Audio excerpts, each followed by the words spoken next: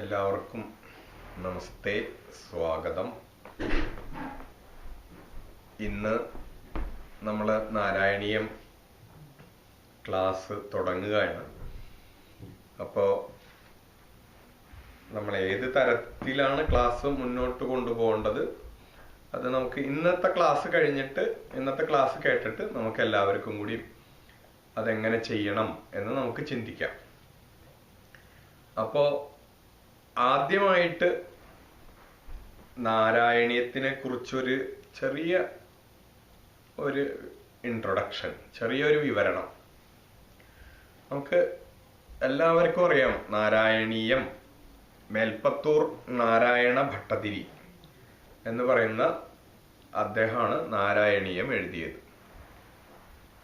നാരായണീയം എഴുതാനുള്ള കാരണം എന്താണ്, അല്ലെങ്കിൽ അദ്ദേഹത്തിന് പ്രേരണയായിട്ട് തീർന്നത് എന്താണ്? ശരിക്ക് നാരായണീയം ഭാഗവതത്തിന്റെ ഒരു ചെറിയ പതിപ്പാണ് നാരായണീയം എന്ന് പറഞ്ഞാൽ. ഭാഗവതത്തില് 18,000 ശ്ലോകങ്ങളുണ്ട് ഭാഗവതത്തില്. അപ്പൊ 18,000 ശ്ലോകങ്ങൾ വായിച്ച് നമ്മൾ ഭാഗവതം മനസ്സിലാക്കണം എന്നുണ്ടെങ്കിൽ അതിന് കുറച്ച് സമയം വേണം. പക്ഷെ അതിനെ ചുരുക്കി എഴുതിയിരിക്കുന്നതാണ് നാരായണീയം എന്ന് പറയുന്നത്. അപ്പൊ നാരായണീയത്തില് 1000-ൽ പരം ശ്ലോകങ്ങളുണ്ട്. 1000 ശ്ലോകം എന്ന് പറയും, ചിലപ്പോൾ 1030, 1000-ൽ കുറച്ച് കൂടുതൽ ശ്ലോകം കൂടി ഉണ്ട് നാരായണീയത്തിൽ. അപ്പൊ നാരായണീയം എന്താണ് ശരിക്കും പറഞ്ഞാൽ നാരായണീയം ഭാഗവതത്തിന്റെ ചെറിയ ഒരു പതിപ്പാണ് നാരായണീയം. അപ്പൊ ഭാഗവതത്തിന്റെ അതേ കഥകള്, ഭാഗവതത്തിൽ പറഞ്ഞിട്ടുള്ള അതേ കഥകള് വളരെ ചുരുക്കി ചെറുതായി എന്ന് പറഞ്ഞാൽ 1000-ൽ പരം ശ്ലോകങ്ങളില് അതിനെ ഒതുക്കി അദ്ദേഹം വിശദീകരിച്ചിരിക്കുന്നതാണ് ഈ നാരായണീയം എന്ന് നമ്മൾ അറിയപ്പെടുന്നത്. എന്താണ് നാരായണീയം എഴുതാനുണ്ടായ സാഹചര്യം? ഈ മേൽപ്പത്തൂർ നാരായണ ഭട്ടതിരിയുടെ അദ്ദേഹത്തിന്റെ പൂർവ കഥ പറയുന്നത്, മേൽപ്പത്തൂർ നാരായണ ഭട്ടതിരിയുടെ അദ്ദേഹത്തിന്റെ ഹിസ്റ്ററി അല്ലെങ്കിൽ അദ്ദേഹത്തിന്റെ ജീവിത ചരിത്രത്തിൽ പറയുന്നത്, അദ്ദേഹത്തിന് കുട്ടിക്കാലത്ത് വലിയ ഭക്തിയൊന്നും ഉണ്ടായിരുന്നില്ല. അങ്ങനെ അദ്ദേഹം ഇങ്ങനെ ഒരു 20 വയസ്സായതിനു ശേഷമാണ് അദ്ദേഹം ഇതൊക്കെ പഠിക്കാൻ തുടങ്ങിയത്. അപ്പൊ അതിനു മുൻപ് അദ്ദേഹത്തിന് ഇതിനെ കുറിച്ചൊന്നും വലിയ ഗന്ധം ഉണ്ടായില്ല. ജനിച്ചത് ബ്രാഹ്മണ കുടുംബത്തിലാണെങ്കിലും അദ്ദേഹം സന്ധ്യാവന്തനം ചെയ്യുകയോ അല്ലെങ്കിൽ ഇതുപോലെയുള്ള ആധ്യാത്മികമായിട്ടുള്ള കാര്യങ്ങളിൽ താല്പര്യം പ്രകടിപ്പിക്കുകയോ ഒന്നും ഉണ്ടായില്ല. അതിനൊരു കഥ പോലെ പറയുന്നുണ്ട്, അത് അത്രയും അത് ശരിയാണോ എന്നറിയില്ല. അതിനൊരു കഥ പറയുന്നത്, ഇദ്ദേഹത്തിന്റെ ബുദ്ധി ശരിയാവാൻ വേണ്ടിയിട്ട്, മേൽപ്പത്തൂർ നാരായണ ഭട്ടതിരിയുടെ ബുദ്ധി ശരിയാവാൻ വേണ്ടിയിട്ട് അദ്ദേഹത്തിന്റെ വീട്ടില് ഒരു പ്രശ്നം വച്ചു എന്നാണ്. അപ്പൊ വലിയ പണ്ടൊക്കെ ആണെങ്കിൽ അങ്ങനെയല്ലേ, പണ്ട് പല തറവാടുകളിലൊക്കെ ഇങ്ങനെ താമ്പൂല പ്രശ്നം വെക്കുക എന്നൊക്കെ പറയും.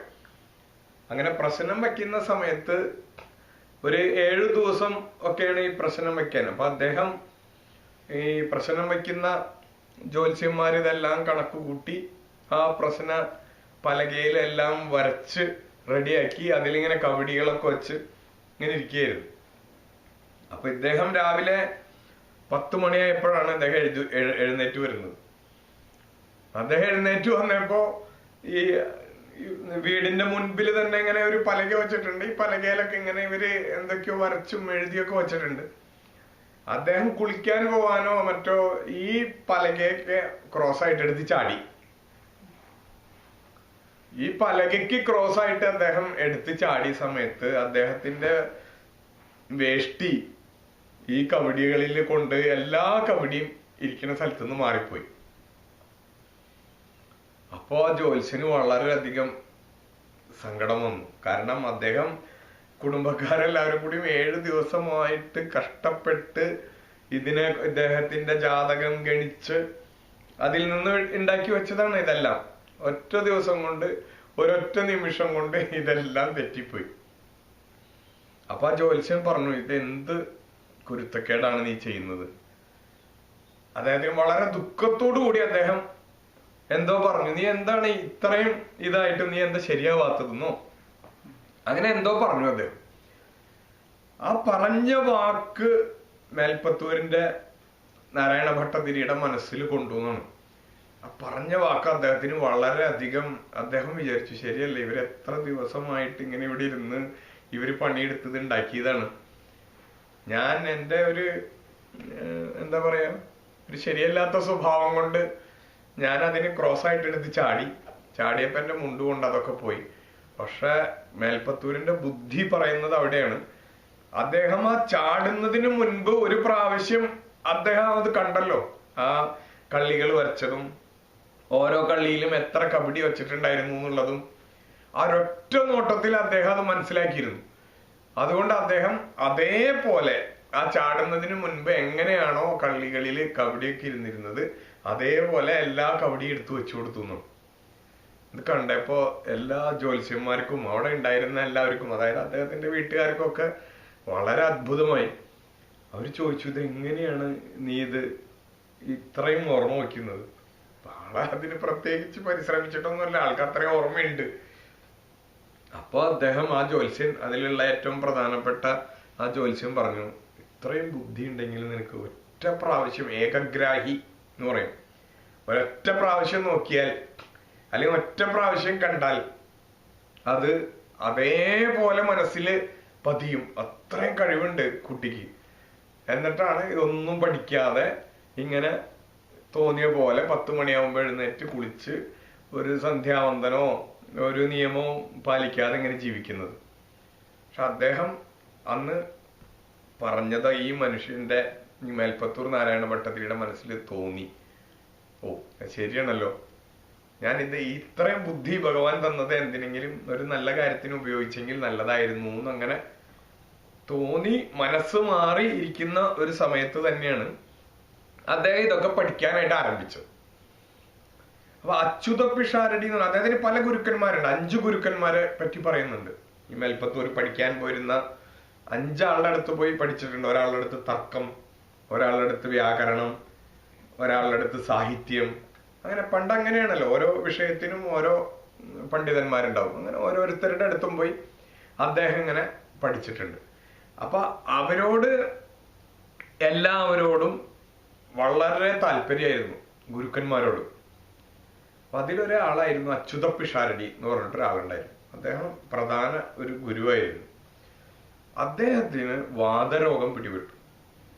ഈ അച്യുത പിഷാരടിക്ക് വാതരോഗം എന്ന് വെച്ചാൽ നമ്മൾ ചിലപ്പോൾ മലയാളത്തില് ആമവാദം എന്നൊക്കെ നമ്മൾ പറയാറുണ്ട്. ആമവാദം എന്ന് വെച്ചാൽ എന്താ, ഇങ്ങനെ കൈയും കാലും ഒക്കെ ഉള്ളിലേക്ക് ഇങ്ങനെ വലിഞ്ഞ് എല്ലാം വളരെ ഭയങ്കര വേദനയായിരിക്കും. വയറുവേദനയാണ് അനുഭവിക്കുക, വയറ്റിലാണ് അതിന്റെ വേദന അധികം അനുഭവിക്കുക. പക്ഷെ ശരീരം മുഴുവൻ വിരലുകളൊക്കെ ഇങ്ങനെ ചുരുങ്ങി, കാലും കൈയൊക്കെ ഇങ്ങനെ ചുരുങ്ങി, എല്ലാം അങ്ങനെ ചുരുങ്ങി പോയിട്ട് അങ്ങനെ ഒരു വളരെ കഷ്ടത്തിലുള്ള ഒരു ഭയങ്കര വേദന അനുഭവിക്കുന്ന ഒരു സംഭവമാണ് ഈ വാതരോഗം. അപ്പൊ ഇദ്ദേഹത്തിന് തോന്നി, എന്റെ ഗുരുവിന് വേണ്ടിയിട്ട് ഞാൻ എന്താണ് ഗുരുദക്ഷിണ ചെയ്യുക. ആൾക്ക് ഗുരുദക്ഷിണ ചെയ്യണമെന്ന് എന്തെങ്കിലും നല്ല ആഗ്രഹമുണ്ട്. അപ്പൊ പണ്ടത്തെ പ്രാർത്ഥനയും ചില മന്ത്ര പ്രയോഗങ്ങളൊക്കെ ഇദ്ദേഹത്തിന് വശമുണ്ട്. അതിലൂടെ ഗുരുവിന്റെ രോഗം അദ്ദേഹം ഏറ്റെടുത്തു. ഗുരുവിന്റെ രോഗം ഇദ്ദേഹം ഏറ്റെടുത്തപ്പോ എന്തായി, ഗുരുവിന്റെ രോഗം മാറി. പക്ഷെ മേൽപ്പത്തൂരിന് അതേ വാതരോഗം മേൽപ്പത്തൂരിന് പിടിപെട്ടു എന്നാണ് കഥ. അപ്പോ മേൽപ്പത്തൂരിന് നാരായണ ഭട്ടതിരിക്ക് ഈ വാതരോഗം വന്നു കഴിഞ്ഞപ്പോ നാരായണ ഭട്ടതിരി ചിന്തിച്ചു, എന്ത് ചെയ്യും, ഈ വാതരോഗം മാറാനായിട്ട് ഇനി എന്ത് ചെയ്യും. അപ്പോ അതേ സമയത്താണ് ഇവരുടെ സമകാലികൻ എന്ന് വെച്ചാൽ അതേ കാലത്ത് ജീവിച്ചിരുന്ന ആളാണ് തുഞ്ചത്ത് രാമാനുജൻ എഴുത്തച്ഛൻ.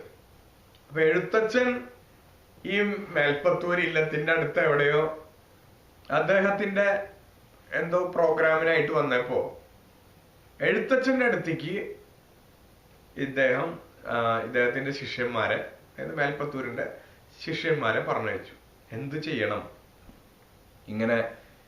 വാതരോഗമാണ്. ഈ വാതരോഗം മാറാനായിട്ട് എന്ത് ചെയ്യണം?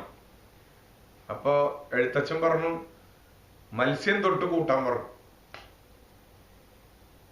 അപ്പോ കേട്ട ശിഷ്യന്മാർക്ക് ആർക്കും മനസ്സിലായില്ല.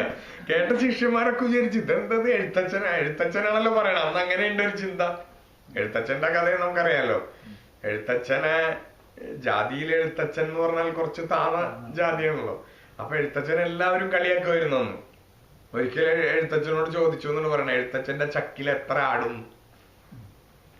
ഈ എഴുത്തച്ഛന്മാരുടെ കുലത്തൊഴിൽ എന്തായിരുന്നു വെച്ചാൽ എണ്ണ ആട്ടുക, അല്ലെങ്കിൽ നാളികേരം ഒക്കെ ആട്ടി വെളിച്ചെണ്ണ എടുക്കില്ലേ, അതിന്ന് ചക്ക്. ഈ ചക്ക ആട്ടലായിരുന്നു ഇവരുടെ ശരിക്കും കുലത്തൊഴില്. അപ്പൊ ചില പണ്ഡിതന്മാര് അദ്ദേഹത്തിനെ കളിയാക്കാൻ വേണ്ടിയിട്ട് ചോദിച്ചതാണ്, എഴുത്തച്ഛന്റെ ചക്കിൽ എത്ര ആടുന്നു? അപ്പൊ എഴുത്തച്ഛൻ പറഞ്ഞു, എന്റെ ചക്കിൽ 4 ആടും 6 ആടും എന്ന് പറഞ്ഞു. കേട്ട മനുഷ്യന്മാർക്ക് അവർക്ക് അത്രയല്ലേ വിവരമുള്ളൂ. കേട്ട ആൾക്കാർക്ക് മനസ്സിലായില്ല എഴുത്തച്ഛൻ എന്താ പറഞ്ഞത്. 4 ആടെന്ന് വെച്ചാൽ 4 വേദങ്ങള്, ഋഗ്, യജുസ്, സാമം, അഥർവം. 4 വേദങ്ങളും ആടും. 6 ശാസ്ത്രങ്ങള്, ശിക്ഷ, കൽപ്പം, വ്യാകരണം, നിരുക്തം, ജ്യോതിഷം, ഛന്ദസ്. ഈ 6 ശാസ്ത്രങ്ങളും ഇത് 4 6 ആടെന്ന് പറഞ്ഞു എഴുത്തച്ഛൻ. അപ്പോ അവർക്ക് സമാധാനമായി. അപ്പൊ അതേപോലെയാണ് ഒരു ഉത്തരം എഴുത്തച്ഛനും പറഞ്ഞത്. എഴുത്തച്ഛൻ ഇപ്പൊ പറഞ്ഞത് അതേപോലത്തെ ഒരു ഉത്തരാണ്. എന്താ? മത്സ്യം തൊട്ട് കൂട്ടാൻ പറയാൻ പറഞ്ഞു. ഇപ്പൊ കേട്ട ആൾക്കാർക്കൊന്നും മനസ്സിലായില്ല. ഇതെന്തത് അമ്പലത്തിൽ ഭജനിരിക്കാൻ പോണ ആളോട് അല്ലെങ്കിൽ ഭട്ടതിരിയോട്, അല്ലെ, അവര് ബ്രാഹ്മണന്മാരല്ലേ, അവരോട് എന്താ മത്സ്യം തൊട്ട് കൂട്ടാൻ പറയുന്നതെന്ന് വിചാരിച്ചു. അവിടെ ചെന്ന് പറഞ്ഞു. അവിടെ ചെന്ന് എഴുത്തച്ഛൻ പറഞ്ഞ അതേപോലെ അദ്ദേഹത്തിനോട് പറഞ്ഞപ്പോ അദ്ദേഹത്തിന് മനസ്സിലായി. അദ്ദേഹത്തിന് അന്ന് മത്സ്യം തൊട്ട് കൂട്ടാൻ പറഞ്ഞാൽ മത്സ്യാവതാരം മുതലുള്ള ഭഗവാന്റെ ദശാവതാരങ്ങളെയും വർണ്ണിക്കുക. ദശാവതാരങ്ങളെയും വർണ്ണിച്ച് പാടുകയോ ദശാവതാരങ്ങളെയും വർണ്ണിച്ച് എഴുതുകയോ അങ്ങനെ എന്തെങ്കിലും ചെയ്ത് എന്തുണ്ടാവും? നിങ്ങളുടെ രോഗം പോവും. നിങ്ങളുടെ രോഗം പൂർണ്ണമായിട്ട് മാറിക്കിട്ടും. നിങ്ങൾക്ക് രോഗശാന്തി അതുകൊണ്ടുണ്ടാവും എന്ന് പറഞ്ഞു. എഴുത്തച്ഛൻ പറഞ്ഞത് ശരിക്കും മേൽപ്പത്തൂരിന് മനസ്സിലായി. മേൽപ്പത്തൂര് അന്ന് മുതൽ. പക്ഷെ ഒരു പ്രശ്നമുണ്ട്. എന്തിനാണ് ഗുരുവായൂർ തന്നെ സെലക്ട് ചെയ്തത്? ഗുരുവായൂർ അമ്പലത്തിൽ ഇരുന്നിട്ടാണല്ലോ മേൽപ്പത്തൂര് നാരായണ ഭട്ടതിരി നാരായണീയം എഴുതിയത്. 100 ദശകങ്ങളാണ് നാരായണീയത്തിലുള്ളത്. 100 ദശകം എന്ന് വെച്ചാൽ, ഒരു ദശകം എന്ന് വെച്ചാൽ 10 ശ്ലോകം. അതിന്റെ ഒരു സ്വരൂപമാണ് പറയുന്നത്. ഒരു ദശകത്തില് 10 ശ്ലോകം. ദശകം എന്ന് വെച്ചാൽ 10 എന്നാണ് അർത്ഥം. 10 ശ്ലോകങ്ങള്. അപ്പൊ 10 ശ്ലോകം കൂടുമ്പോ ഒരു ദശകവും. അങ്ങനത്തെ 100 ദശകങ്ങള്. അപ്പൊ എത്രയും 1000 ശ്ലോകങ്ങൾ കൊണ്ട് ഭഗവാനെ പൂജിക്കുകയാണ്. ഓരോ ദശകം കഴിയുന്ന സമയത്തും മേൽപ്പത്തൂര് ഓരോ ദശകം സത്യത്തില് ഭാഗവതമാണ് വർണ്ണിക്കുന്നത്. ഭാഗവത കഥ തന്നെയാണ്, വേറെ യാതൊരു വ്യത്യാസമില്ല. പക്ഷെ ആ ഭാഗവത കഥ വർണ്ണിക്കുന്ന സമയത്തും എന്താണ് ചെയ്യുന്നത്? അദ്ദേഹം ഓരോ ദശകം അവസാനിക്കുമ്പോഴും പ്രാർത്ഥിക്കുന്നുണ്ട്, ഭഗവാനെ എന്റെ ഈ വാദരോഗത്തിന് ശമനം ഉണ്ടാകണമേ. നീ അങ്ങനെ ചെയ്ത ആളല്ലേ, ഇങ്ങനെ ചെയ്ത ആളല്ലേ, നിനക്ക് അത്രയും കഴിവുള്ള ആളല്ലേ. എല്ലാം കഴിഞ്ഞിട്ട് ആ ദശകം അവസാനിപ്പിക്കുമ്പോ അതിലൊരു വരി എന്തുണ്ടായിരിക്കും? പ്രാർത്ഥന ഉണ്ടായിരിക്കും. അപ്പൊ അതുകൊണ്ടാണ് നാരായണീയം പല ആൾക്കാരും എന്തിനു വേണ്ടി പാരായണം ചെയ്യുന്നത്? രോഗശമനത്തിന്. പല ആൾക്കാരും നാരായണീയം വായിച്ചാൽ രോഗങ്ങൾ മാറിക്കിട്ടും എന്ന് ചിന്തിക്കാനുള്ള കാരണം അതാണ്. അന്നും ഇദ്ദേഹത്തിന്റെ ഇല്ലം, ഈ മേൽപ്പത്തൂർ നാരായണ ഭട്ടതിരിയുടെ ഇല്ലുണ്ടല്ലോ, ഈ മേൽപ്പത്തൂർ എന്ന് പറയുന്ന സ്ഥലം, അത് നാവാമുകുന്ദ ക്ഷേത്രത്തിനടുത്താണ്. തിരുനാവായി എന്ന് കേട്ടിട്ടില്ലേ? തിരുനാവായി, അതായത് ഭാരതപ്പുഴയുടെ തീരത്ത് തന്നെ ഒരു അമ്പലമുണ്ട്, നാവാമുകുന്ദൻ എന്നാണ് അവിടുത്തെ കൃഷ്ണന്റെ തന്നെ. അവിടെയാണ് ഇപ്പൊ ബലിയിടാനൊക്കെ ആൾക്കാർ വളരെ പ്രാധാന്യമായിട്ട് പോകുന്നത്, ബലിയിടുന്നതൊക്കെ. ആ ക്ഷേത്രത്തില് പോയി എഴുതാതെ, അവിടുത്തെ കൃഷ്ണനെ ഭജിക്കാതെ, അല്ലെങ്കിൽ പ്രസിദ്ധമായതെന്ന് ചെന്നാൽ ശ്രീപത്മനാഭ സ്വാമി ക്ഷേത്രം ഉണ്ടായിരുന്നു ഇല്ലേ? ശ്രീപത്മനാഭന്റെ ഭൂമിയിൽ പോയിട്ട് അവിടെ ഭജന ഇരിക്കാതെ ഈ ഗുരുവായൂർ എന്ന് പറയുന്ന സ്ഥലത്ത് വന്ന് ഭജന ഇരിക്കാനുള്ള കാരണം എന്താണ്? അതിനും ഒരു കഥ പറയുന്നുണ്ട്. അതിനും ഒരു കഥയല്ല, അതിലും ഒരു ഇത് പറയുന്നുണ്ട്. ജനമേജയൻ എന്ന് പറയുന്ന ഒരു രാജാവ്, പണ്ട് നിങ്ങൾക്കറിയായിരിക്കാം, പരീക്ഷത്തിന്റെ പെട്ടെന്ന് പറഞ്ഞാൽ പരീക്ഷിത്ത് ഒരു മുനിയുടെ കഴുത്തില് ഒരു പാമ്പിനെ എടുത്തിടും. മുനിയുടെ മകൻ അത് കാണും. അദ്ദേഹം എന്ത് ചെയ്യും? അവനെ ശപിക്കും. തക്ഷകൻ കടിച്ച് നീ മരിക്കട്ടെ എന്ന് അവനെ ശപിക്കും. അപ്പൊ പെട്ടെന്ന് തക്ഷകന്റെ കയ്യിൽ നിന്ന് രക്ഷപ്പെടാൻ വേണ്ടിയിട്ട് എന്ത് ചെയ്യും? വലിയ ഒരു കടലിന്റെ നടുവിൽ വലിയ ഭവനം ഉണ്ടാക്കി അതിനുള്ളില് അവിടെ ഇരിക്കും. പക്ഷെ അവിടെ ശുഖബ്രഹ്മർഷി അവിടെ ചെല്ലുകയും ഭാഗവത കഥ 7 ദിനം കൊണ്ട് 7 ദിവസം കൊണ്ട്, 7 ദിവസം എന്ന് വെച്ചാൽ ഇന്ന് നമ്മൾ സപ്താഹം നടത്തുന്നത് പോലെയല്ല എന്ന് പറയണേ. നമ്മൾ അതിൽ വായിച്ചു നോക്കിയാൽ നമുക്കറിയാം, 7 ദിവസം കണ്ടിന്യൂസ് ആയിട്ട് ഭക്ഷണമില്ല, ഉറക്കമില്ല. അങ്ങനെ ശുഖബ്രഹ്മർഷി ഇരുന്നിട്ട് ഇദ്ദേഹത്തിന് ഭാഗവതം മുഴുവൻ പറഞ്ഞു കൊടുക്കണം 7 ദിവസം കൊണ്ട്.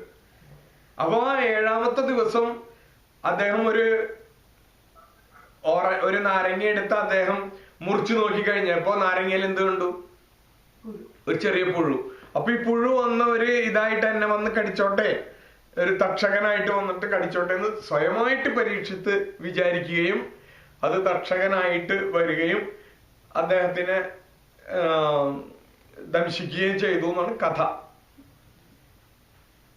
ആ പാമ്പുകളെ തക്ഷകൻ കടിച്ചിട്ടാണല്ലോ അദ്ദേഹം മരിച്ചത്. അപ്പൊ ഈ പാമ്പുകളെ മുഴുവൻ കൊല്ലണമെന്ന് വിചാരിച്ചിട്ട് ഈ പരീക്ഷത്തിന്റെ മകൻ എന്ത് ചെയ്തു? ഒരു യാഗത്തിന് ഏർപ്പാട് ചെയ്തു. ആ യാഗത്തിലെ എല്ലാ പാമ്പുകളും ഇങ്ങനെ, ലോകത്തെ എവിടെ പാമ്പുകളാണെങ്കിലും ആ പാമ്പുകളെ മുഴുവൻ അതിലേക്ക് ആവാഹിച്ച് ആ പാമ്പുകൾ മുഴുവൻ അതിൽ വീണ് ചത്തുകൊണ്ടിരുന്നു. അപ്പോഴാണ് ഇത് ശരിയല്ല എന്ന് മനസ്സിലാക്കുകയും, ഈ പാമ്പുകളെ മുഴുവൻ കൊല്ലാൻ പാടില്ലല്ലോ, അങ്ങനെ അതിനെ തടസ്സമിടുകയും അങ്ങനെ ആ യാഗം അവിടെ നിൽക്കുകയൊക്കെ ചെയ്തു. പക്ഷേ കുറെ പാമ്പുകൾ മരിച്ചില്ലേ? കുറെ പാമ്പുകളെ ഇങ്ങനെ ഇതിലേക്ക് ആവാഹിച്ച് ഇതിലേക്ക് ഇട്ട് മരിച്ചില്ലേ? അപ്പൊ അതിൽ നിന്നൊരു ശാപം കിട്ടി ജനമേജയന്. ജനമേജയനാണ് ആ യജ്ഞം ചെയ്തത്. എന്താണ് ആ ശാപം? ശരീരത്തിലെ മുഴുവൻ ത്വക്കുണ്ടല്ലോ, ത്വക്കിങ്ങനെ പോവാ പാമ്പിന്റെ പോലെ, ഒരു ത്വക്ക് രോഗം. ഒരു പാമ്പ് പടം പൊഴിക്കുക എന്ന് പറയില്ലേ, അതുപോലെ കംപ്ലീറ്റ് ശരീരത്തിലെ ത്വക്ക് ഇങ്ങനെ ഒരു രോഗം വന്നിട്ട് അതിങ്ങനെ പോയിക്കൊണ്ടിരിക്കുക. അപ്പൊ എന്ത് ചെയ്യണം ഇതിനെന്നുള്ള ഒരു ചിന്ത ഭയങ്കരമായിട്ട് വന്ന സമയത്ത് അന്ന് പറഞ്ഞു, വൃന്ദാവനത്തില് ഭഗവാനെ അല്ല, ദ്വാരകയില്, വൃന്ദാവനത്തിലല്ല, ദ്വാരകയില് ഭഗവാനെ ആദരിച്ചിരുന്ന ഒരു വിഗ്രഹമുണ്ട്, ഒരു കൃഷ്ണ വിഗ്രഹം. ആ വിഗ്രഹം കൊണ്ടുവന്നിട്ട് ഗുരുവായൂരിൽ വച്ചിട്ട്, അതായത് ഗുരുവും വായുവും രണ്ടുപേരും കൂടിയാണ്, ഗുരു എന്ന് വെച്ചാൽ ബൃഹസ്പതി ദേവഗുരു, ഗുരുവും വായുവും കൂടി അത് പ്രതിഷ്ഠിച്ച്, അന്ന് മുതലുള്ള സ്ഥലത്തിന്റെ പേര് എന്തെന്നായത്? ഗുരുവായൂർ എന്നായത്. ഗുരു വായു രണ്ടും കൂടി ചേർന്നപ്പോ ഗുരുവായൂർ. ഊര് എന്ന് പറഞ്ഞാൽ തമിഴിലൊക്കെ സ്ഥലം എന്നർത്ഥം. അപ്പൊ ഗുരുവായൂർ എന്ന് വെച്ചാൽ, ഗുരുവായൂര് എന്ന് വെച്ചാൽ ഗുരുവും വായുവും ചേർന്ന സ്ഥലം. ഗുരുവിന്റെയും വായുവിന്റെയും പൂർണ്ണമായിട്ടുള്ള സാന്നിധ്യം, ചൈതന്യം ചേർന്നിട്ട് അവർ രണ്ടുപേരും കൂടി എന്ത് ചെയ്തു? ആ വിഗ്രഹം ഗുരുവായൂർ ക്ഷേത്രത്തിൽ പ്രതിഷ്ഠിച്ചു. അപ്പോ ആ വിഗ്രഹത്തിനെ അത് പ്രതിഷ്ഠിച്ചതൊക്കെ ജനമേജയന് എന്തിനു വേണ്ടിയിട്ടാണ് ചെയ്തത്? രോഗം മാറാനായിട്ടാണ് ചെയ്തത്, അല്ലെ? ഈ ത്വക്ക്, അദ്ദേഹത്തിന്റെ ത്വക്ക് ശരിയാവാനായിട്ടാണ്, അദ്ദേഹത്തിന്റെ രോഗം മാറാൻ വേണ്ടിയിട്ടാണ് ഇതെല്ലാം ചെയ്തത്. അപ്പൊ അതേപോലെ രോഗം മാറാനായിട്ട് ഒരു കാര്യം നമ്മൾ ചെയ്യുകയാണെങ്കിൽ അതിന് ഏറ്റവും നല്ല സ്ഥലമാണ് ഏത്? ഗുരുവായൂർ. എല്ലാ സ്ഥലത്തും കൃഷ്ണൻ തന്നെയാണുള്ളത്, എല്ലാ കൃഷ്ണന്റെ അമ്പലത്തിലും കൃഷ്ണൻ തന്നെയാണുള്ളത്. പക്ഷെ ഓരോ സ്ഥലങ്ങളിലും ഓരോ രൂപത്തിലാണ് ഭഗവാൻ എന്ത് ചെയ്യുന്നത്? പ്രസാദിക്കുന്നത്. അപ്പൊ ഗുരുവായൂരുള്ള ഭഗവാന്റെ ഒരു പ്രത്യേകത എന്താണെന്ന് വെച്ചാൽ രോഗശമനത്തിന് പ്രാർത്ഥിക്കാനായിട്ട് ഏറ്റവും നല്ല വൈദ്യനാണ് ഗുരുവായൂരുള്ളത്. അപ്പൊ അതുകൊണ്ടാണ് മേൽപ്പത്തൂർ എന്ത് ചെയ്തത്? ഗുരുവായൂർ തന്നെ സെലക്ട് ചെയ്തത്. അദ്ദേഹം ഗുരുവായൂർ പോവുകയും ഗുരുവായൂരിരുന്നിട്ട് ഭഗവാനെ ഭജിക്കാൻ തീരുമാനിക്കുകയും ഭഗവാനെ ഭജിച്ചുകൊണ്ടിരിക്കുമ്പോഴാണ് തുഞ്ചത്തെഴുത്തച്ഛൻ സമീപത്തിൽ വരികയും തുഞ്ചത്തെഴുത്തച്ഛന്റെ കയ്യിൽ നിന്ന് ഇങ്ങനെ ഒരു ഉത്തരം കിട്ടി. എന്തുത്തരം കിട്ടി? മത്സ്യം തൊട്ട് കൂട്ടാനുള്ള ഉത്തരം ഏതാ കിട്ടിയപ്പോ അദ്ദേഹത്തിന് മനസ്സിലായി ഇവിടെ ഇരുന്നിട്ട് ഭജിക്കുക എന്ന് വെച്ചാൽ എന്താ ചെയ്യേണ്ടത്? ഗുരുവായൂർ മണ്ഡപത്തിൽ അദ്ദേഹം ഇരുന്ന് ഭജിക്കുക എന്ന് വെച്ചാൽ നമ്മൾ പലതരത്തിൽ ഭജിക്കാറില്ലേ? നമ്മളെങ്ങനെ ഭജിക്കുക? നാമം ചൊല്ലും അല്ലെ? നമ്മൾ ഇരുന്നിട്ട് നാമം ചൊല്ലും. അതുപോലെ ഇരുന്ന് നാമം ചൊല്ലാണ് അദ്ദേഹം ചെയ്തിരുന്നത്. പക്ഷെ അത് കഴിഞ്ഞിട്ട് അദ്ദേഹത്തിന് തുഞ്ചത്തെഴുത്തച്ഛന്റെ കയ്യിൽ നിന്നും ഈ വാക്യങ്ങൾ കിട്ടിയപ്പോ അദ്ദേഹത്തിന് എന്ത് മനസ്സിലായി? ചെയ്യേണ്ട കാര്യം എന്താണെന്ന് മനസ്സിലായി. മത്സ്യം തൊട്ടെന്ന് പറഞ്ഞാൽ മത്സ്യാവതാരം തൊട്ട് എഴുതാൻ. അപ്പൊ മത്സ്യാവതാരം തൊട്ടുള്ള ദശാവതാരങ്ങളെ വർണ്ണിക്കുന്നത് എന്തിലാണ്? ഭാഗവതത്തിൽ അല്ലെ? ഭാഗവതത്തിലാണ് ആ ദശാവതാരങ്ങളുടെ വർണ്ണന.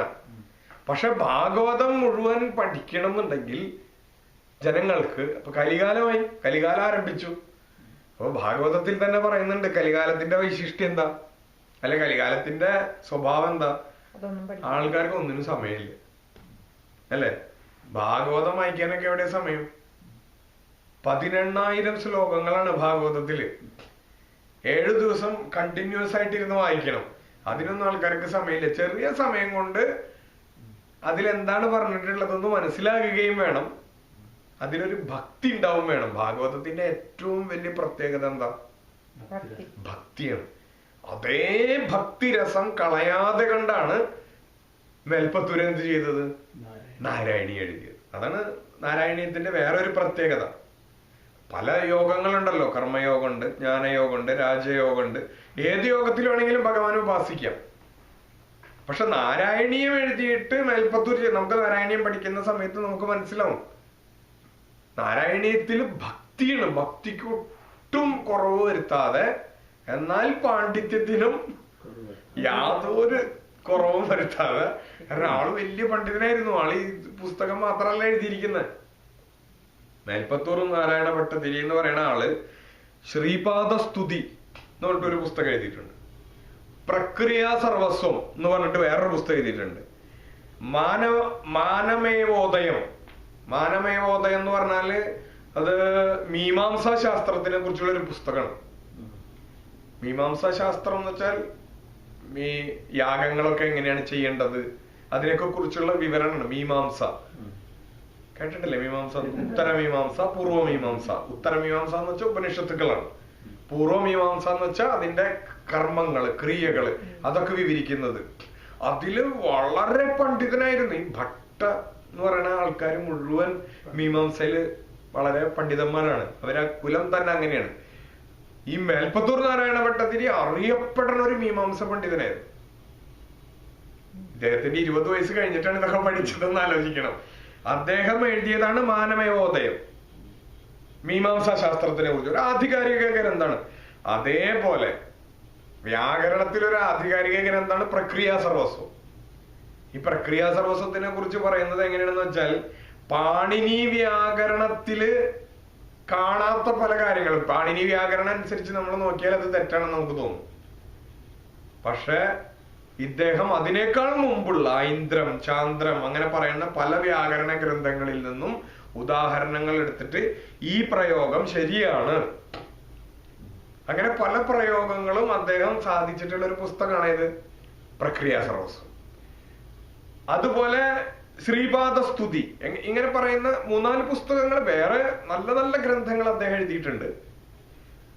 അതില് ഏറ്റവും ഭക്തിക്ക് പ്രാധാന്യം കൊടുത്തിട്ട് ഭഗവാന്റെ കഥകളെ പാടിക്കൊണ്ട് ഏറ്റവും നല്ല സ്വാരസ്യമായ രീതിയിൽ എഴുതിയ ഒരു ഗ്രന്ഥമാണ് എന്ത്? നാരായണീയം. അപ്പൊ നമ്മൾ നാരായണീയം പഠിക്കുന്ന സമയത്ത് നമുക്ക് ഭക്തി എന്ന് പറയുന്ന ഒരു സംഭവം നമ്മുടെ മനസ്സിലുണ്ടെങ്കിൽ മാത്രമേ നമുക്ക് എന്ത് ചെയ്യാൻ പറ്റുള്ളൂ? അതിനെ രസിക്കാൻ പറ്റൂ, അതിനെ പൂർണ്ണമായിട്ട് ഉൾക്കൊള്ളാൻ സാധിക്കുള്ളൂ. അല്ലെങ്കിൽ നമ്മൾ വിചാരിക്കും ഇതിന്റെ സയൻസ് എന്താണ്, ഇതിന്റെ ശാസ്ത്രം എന്താണ്, അങ്ങനെ പറയാൻ സാധിക്കും. പക്ഷെ അതല്ല അതിന്റെ പ്രത്യേകത. അതുകൊണ്ട് ഇപ്പൊ ഭാഗവതം കേൾക്കുന്ന സമയത്ത് 3 ആൾക്കാർ വളരെ പ്രാധാന്യമാണെന്ന് പറയും. ഭാഗവതം ഒന്ന് വായിക്കുന്ന ആള് അല്ലെ, ഭാഗവതം പാരായണം ചെയ്യുന്ന ആൾ, അല്ലെ കഥ പറയുന്ന ആള്, 2 കേൾക്കുന്ന ആൾക്കാര്, 3ാമതൊരാളും കൂടി വേണം. ആരാ? ഇത് നടത്തുന്ന ആള് ഇല്ലേ? ഇത് ആരെങ്കിലും ഇപ്പൊ ഒരു സപ്താഹം ആരെങ്കിലും നടത്തിയാലല്ലേ നമുക്ക് കേൾക്കാൻ പറ്റുള്ളൂ. പരീക്ഷിത്തില്ലായിരുന്നു എന്നുണ്ടെങ്കിൽ നമുക്ക് ഭാഗവതം കേൾക്കാൻ പറ്റില്ലായിരുന്നു അല്ലെ? അർജുനനില്ലായിരുന്നു എന്നുണ്ടെങ്കിൽ ഭഗവത്ഗീത നമുക്ക് കിട്ടില്ലായിരുന്നു. ഭഗവാൻ എവിടെയുണ്ട്, ഭക്തൻ എവിടെയുണ്ട് അല്ലെ? ഭഗവാൻ ഉപദേശിക്കുന്നു, നമ്മൾ കേൾക്കുന്നു. പക്ഷെ ഇത് കേൾക്കാനുണ്ടായ കാരണം എന്താ? അർജുനൻ എന്ന് പറയുന്നത് ചോദ്യം ചോദിക്കുന്ന, പ്രശ്നം ചോദിക്കുന്ന, ക്വസ്റ്റ്യൻ ചോദിക്കുന്ന ഒരു മനുഷ്യൻ അവിടെ ഉണ്ടായത് കൊണ്ടാണ് കിട്ടിയത്. അതേപോലെ പരീക്ഷത്തുണ്ടായത് കൊണ്ടാണ് ഭാഗവതം കിട്ടിയത് അല്ലെ? അതേപോലെ നാരായണീയത്തിലും ഇത് 3ഉം വളരെ പ്രാധാന്യമാണ് നമുക്ക്.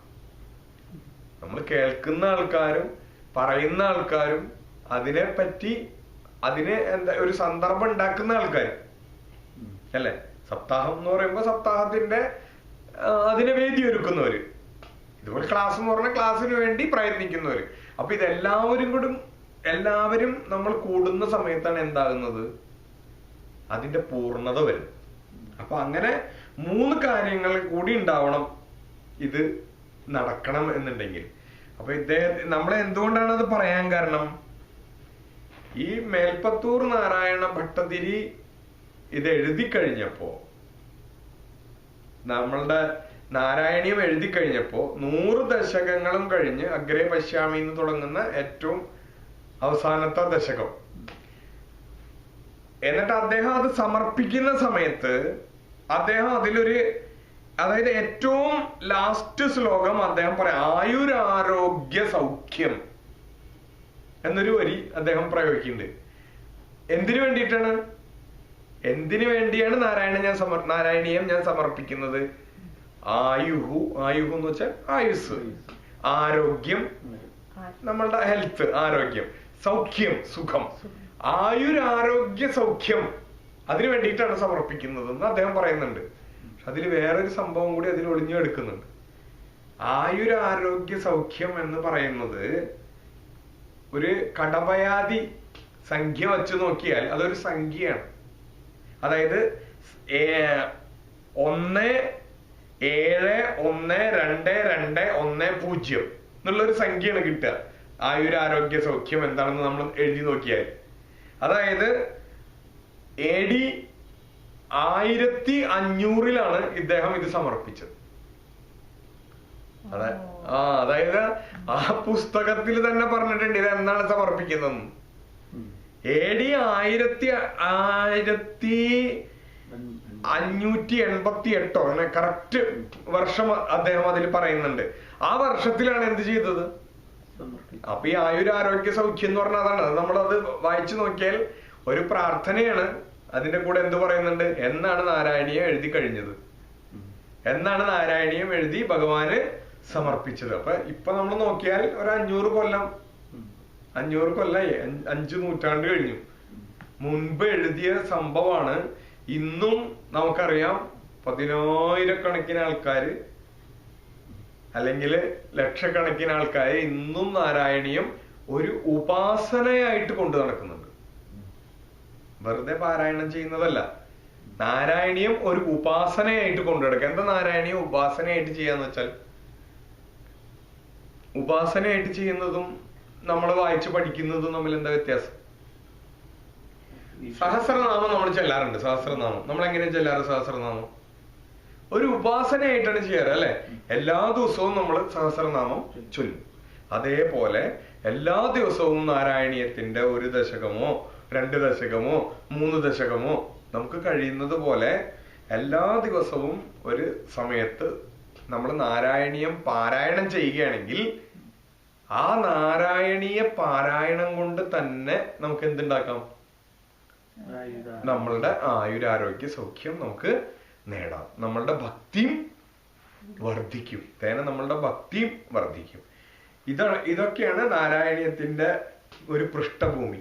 ഇതിനേക്കാൾ വേറെ ഒരു പൃഷ്ഠഭൂമിയും കൂടി ഉണ്ട് നാരായണത്തിന്. നമുക്ക് എല്ലാവർക്കും അറിയാവുന്ന ഒരു കഥയാണ്. നമ്മളുടെ നാരായണീയം എഴുതിയ മേൽപ്പത്തൂർ നാരായണ ഭട്ടതിരിയുടെ അതേ കാലത്തില് ജീവിച്ചിരുന്ന ഒരു കവിയാണ് മലയാളത്തില്. ആര്? പൂന്താനം. പൂന്താനം ഈ സമയത്ത് ഇതേപോലെ ഭഗവാന്റെ ഭക്തനാണ്. പൂന്താനത്തിന്റെ ജീവിതത്തില് കുറെ അനുഭവങ്ങൾ ഉണ്ടായി. പൂന്താനത്തിന് ഈ അനുഭവങ്ങൾ കൊണ്ട് പൂന്താനം എന്തായിട്ട് മാറി? ഒരു ഉറച്ച ഭക്തനായിട്ട് മാറി. അതിൽ ഒരു അനുഭവം നിങ്ങൾക്ക് എല്ലാവർക്കും അറിയാം. പൂന്താനത്തിന് കുട്ടികൾ ഉണ്ടായിരുന്നില്ല.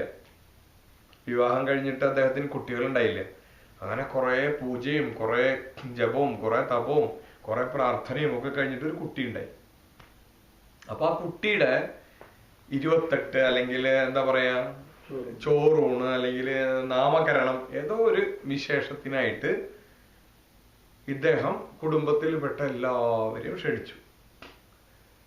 അപ്പൊ പണ്ടത്തെ കാലത്ത് ബ്രാഹ്മണ സ്ത്രീകൾ വരുമ്പോ അവരിങ്ങനെ ഒരു വസ്ത്രം ഇങ്ങനെ പുതച്ചിട്ട്, ഇപ്പൊ പർദ്ദ നമ്മൾ കണ്ടിട്ടില്ലേ മുസ്ലിങ്ങൾ ഇടുന്ന പർദ്ദ പോലെയല്ല, ഇങ്ങനെ മൊത്തം ഒരു മറക്കിയ ഇങ്ങനെ മറച്ചിട്ട് അങ്ങനെയാണ് വരിക.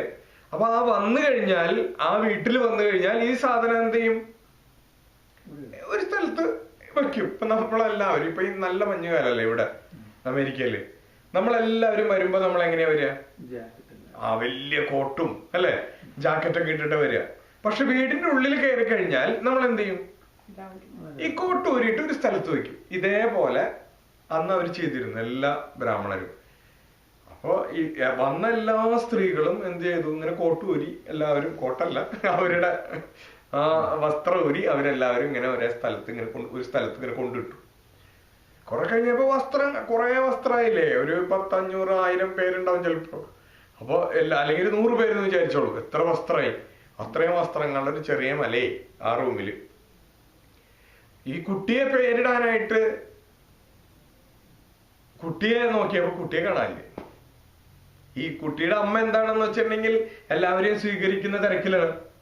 അങ്ങനെയല്ലേ, വീട്ടിൽ നിറച്ച ആൾക്കാർ വരുന്ന സമയത്ത് ആൾക്കാരെ സ്വീകരിക്കണ്ടേ. അപ്പൊ ഈ കുട്ടിയെ എവിടെയൊക്കെ എടുത്തിരിക്കുകയായിരുന്നു. അതേപോലെ അദ്ദേഹം ഈ ഇതിന്റെ തിരക്കിലായിരുന്നു. കുട്ടി നോക്കി, എല്ലാവരും നോക്കിയപ്പോ കുട്ടിയെ കാണാനില്ല. കുറച്ച് കഴിഞ്ഞപ്പോഴാണ് എന്ത് മനസ്സിലായത്? ഈ വസ്ത്രം കൊണ്ടിട്ടവര് മുഴുവൻ ഈ കുട്ടിയുടെ മേത്താണ് വസ്ത്രം കൊണ്ടിട്ടത്. ഇരുട്ടല്ലേ, പണ്ടത്തെ ഇതുപോലെ ലൈറ്റ് ഒന്നും ഇല്ലല്ലോ. പണ്ട് ഒരു ചിമ്മിനി വിളക്കോ അല്ലെങ്കിൽ ഒരു ചെറിയ നിലവിളക്കോ എന്തെങ്കിലും കത്തിച്ചതിന്റെ പ്രകാശം മാത്രമേ ഉള്ളൂ, കാണാനൊന്നും പറ്റില്ല. നമുക്കറിയാം പണ്ട് ഓരോ വീടുകൾ എങ്ങനെയാണെന്ന്. ഈ വസ്ത്രത്തിന്റെ ഉള്ളില് കിടന്ന് ഈ കുട്ടി മരിച്ചുപോയി. അപ്പൊ അന്ന് അതിന്റെ 28 അല്ലെങ്കിൽ പേരോ ഇടേണ്ട ദിവസം അല്ലെങ്കിൽ ചോറ് ഉണ്ണേണ്ട സമയത്ത് ഈ കുട്ടി നഷ്ടപ്പെട്ടു. എത്ര ദുഃഖമുള്ള ഒരു സന്ദർഭമാണെന്ന് ആലോചിച്ച് നോക്കണം. പൂന്താനത്തിന്റെ അടുത്ത് എല്ലാവരും ചെന്ന് ദുഃഖം പറഞ്ഞു. പക്ഷെ പൂന്താനത്തിന്റെ ഉള്ളിൽ നിന്ന് അപ്പൊ എന്താ വന്നത്? ഉണ്ണികൃഷ്ണൻ മനസ്സിൽ കളിക്കുമ്പോൾ ഉണ്ണികൾ മറ്റു വേണമോ മക്കളായി. ആൾക്കത് ആളുടെ മനസ്സിൽ അങ്ങനെയാണ് വന്നത്. സാക്ഷാൽ ഉണ്ണികൃഷ്ണൻ മനസ്സിൽ കളിക്കുന്ന സമയത്ത് വേറെ ഉണ്ണികളുടെ ആവശ്യം എന്താ? അതുകൊണ്ടാണ് ഭഗവാൻ എന്ത് ചെയ്തത്? ഈ ഉണ്ണിയെ എടുത്തത്. നമുക്കും അങ്ങനെയല്ലേ? നമ്മൾ ആലോചിച്ച് നോക്കും, നമുക്കും സുഖങ്ങൾ ഉണ്ടാകുന്ന അതിന്റെ അത്രയേ ഉള്ളൂ അതിന്റെ അർത്ഥം. അല്ലാണ്ട് അതിന്റെ ലിറ്ററലി മീനിങ് നോക്കി നിങ്ങൾ കഷ്ടപ്പെടാൻ പോകണ്ട. എങ്ങനെയാണ് മരിക്കുക? ഇതിന്റെ മുകളിൽ കൊണ്ടിടാൻ പറ്റുമോ? ലൈറ്റ് ഉണ്ടാവോ? അങ്ങനെയൊക്കെയാണ് ചില കൊച്ചുകറിയില്ലേ, ഇങ്ങനെയൊക്കെ പല പല സംശയങ്ങള് നമുക്കുണ്ടാവാം. പക്ഷെ അങ്ങനെയല്ല. അതിന്റെ അർത്ഥം എന്താണ്? നമ്മൾക്ക് ഓരോ ലൗകിക സുഖങ്ങൾ വരുന്ന സമയത്ത് നമ്മുടെ ജീവിതത്തില് ഓരോ കുട്ടി ഉണ്ടാവാന്ന് വെച്ചാൽ ഒരു ആനന്ദല്ലേ, ഒരു സന്തോഷല്ലേ. നമ്മൾക്ക് കുട്ടി ഉണ്ടാവാന്ന് വെച്ചാൽ, നമുക്ക് ജോലി കിട്ടാന്ന് വെച്ചാൽ ഒരു സന്തോഷല്ലേ. ഇങ്ങനെ നമ്മളുടെ വീട്ടിൽ ഓരോ നല്ല കാര്യങ്ങളും അല്ലെങ്കിൽ ഓരോ സന്തോഷകരമായ ഓരോ കാര്യങ്ങൾ സംഭവിക്കുമ്പോ നമ്മൾ എന്താ ചെയ്യുക? ഈശ്വരനെ മറന്നുകൊണ്ടേയിരിക്കും. കാരണം ഈശ്വരനിൽ നിന്ന് നമ്മൾ ദൂരം ദൂരം ദൂരം പോയിക്കൊണ്ടിരിക്കും. അതുകൊണ്ടുള്ള കുന്തിദേവി പ്രാർത്ഥിച്ചത് എന്തെന്നാ? ഭഗവാനെ എനിക്ക് ദുഃഖം തരുമെന്ന്. ഇങ്ങനെ വേറെ ആരെങ്കിലും പ്രാർത്ഥിച്ചിട്ടുണ്ടോ? എന്തുകൊണ്ടാണ് ദുഃഖം തരും എന്ന് പറയുന്നത്? ദുഃഖം തരണ സമയത്താണ് എന്ത് ചെയ്യാൻ?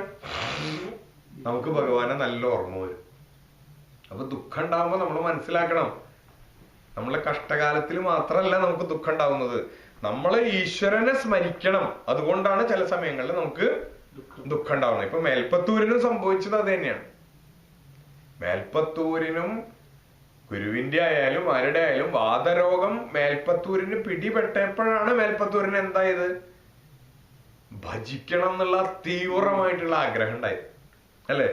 ഇനി ഗുരുവായൂർ പോയിരുന്ന് ഭജിച്ചിട്ടുള്ള കാര്യമുള്ളൂ. ഗുരുവായൂർ പോയിരുന്നിട്ട് അദ്ദേഹം നിശ്ചയിച്ചു ഓരോ ദിവസവും ഓരോ ദശകം എഴുതി ഭഗവാൻ അങ്ങോട്ട് സമർപ്പിക്കുക. ഒരു ദശകം എന്ന് വെച്ചാൽ 10 ശ്ലോകം. ഓരോ പ്രാവശ്യവും 10 ശ്ലോകങ്ങൾ എഴുതിയിട്ട് ഭഗവാന്റെ പാദങ്ങളിൽ അങ്ങ് വയ്ക്കുക.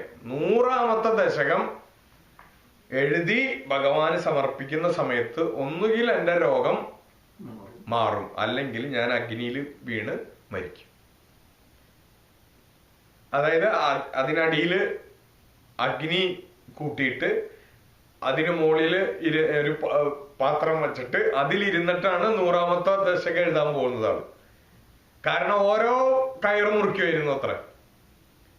ഓരോ ദശകം ഓരോ ഇത് എഴുതി കഴിയുമ്പോഴും ഓരോ കയറും മുറിക്കുമായിരുന്നു. അപ്പൊ ലാസ്റ്റ് ഇത് മുറിച്ചു കഴിഞ്ഞാൽ ഇത് ആളാതിലേക്ക് അങ്ങോട്ട് വീഴും. അപ്പൊ അതോടുകൂടി അവസാനിക്കും. കാരണം അത്രയും സഹിക്കാൻ വയ്യാത്ത വേദനയാണ്. ഈ വാതരോഗം എന്ന് പറഞ്ഞാൽ നമ്മൾ വിചാരിക്കുന്ന പോലെ ചെറിയൊരു തലവേദന എടുക്കുന്ന പോലെയല്ല അല്ലെ. ഏത് വേദനയും വലുത് തന്നെയാണ്. ഇപ്പൊ പല്ലുവേദന വന്നാൽ നമ്മൾ പറയുന്നതാ, അയ്യോ വേറെ എന്ത് വേദന വന്നാലും കുഴപ്പമില്ല, പല്ലുവേദന വരരുത്. അതെ ചെവി വേദനിച്ചാലോ ഇതേ വാക്ക് നമ്മൾ തിരിച്ചു പറയാം. അപ്പൊ ഏത് വേദനയായാലും വേദനയൊക്കെ സമാനം തന്നെയാണ്. അദ്ദേഹത്തിന് അത്രയും സഹിക്കാൻ വയ്യാത്ത വേദനയാണ്. അതുകൊണ്ടാണ് അദ്ദേഹം ഈ ഒരു കഠിന വ്രതത്തിലാണ് അദ്ദേഹം എഴുതിയിരുന്നത്. ഇതേ സമയത്ത് തന്നെ നമ്മളെ പൂന്താനത്തിന്റെ വേറെ ഒരു സംഭവം കൂടിയുണ്ട്. നമ്മളെല്ലാവരും കേട്ടിട്ടുള്ള ഒരു സംഭവമുണ്ട്, ഭക്തിയും വിഭക്തിയും എന്ന് പറഞ്ഞിട്ട്. വള്ളത്തോളത്തെ അതിന് കവിത എഴുതിയിട്ടുണ്ട്, ഭക്തിയും വിഭക്തിയും എന്ന് പറഞ്ഞിട്ട്. ഈ പൂന്താന ഒരു ദിവസം പൂന്താനത്തിന്റെ ജ്ഞാനപ്പാന എഴുതി കഴിഞ്ഞു. അതായത് ഞാൻ നേരത്തെ പറഞ്ഞല്ലോ, ഒരു 100 അനുഭവങ്ങൾ ഇങ്ങനെ കിട്ടിക്കഴിഞ്ഞപ്പോ പൂന്താനം ഉറച്ചൊരു ഭക്തനായിട്ട് മാറണം. പൂന്താനത്തിനെ കള്ളന്മാരെ ആക്രമിക്കുക, അതുപോലെ പൂന്താനത്തിന്റെ വീട്ടിൽ ഓരോ കഷ്ടപ്പാടുകള്, ദാരിദ്ര്യം, എല്ലാം ഇങ്ങനെ ഓരോന്നോരോന്ന് സംഭവിക്കും തോറും പൂന്താനം എന്താ സംഭവിച്ചത്? ഭഗവാനോട് അധികം അധികം അടുത്തുകൊണ്ടിരുന്നു. അങ്ങനെ പൂന്താനം ഒരു ശുദ്ധ വേദാന്ത കൃതി അങ്ങ് എഴുതി.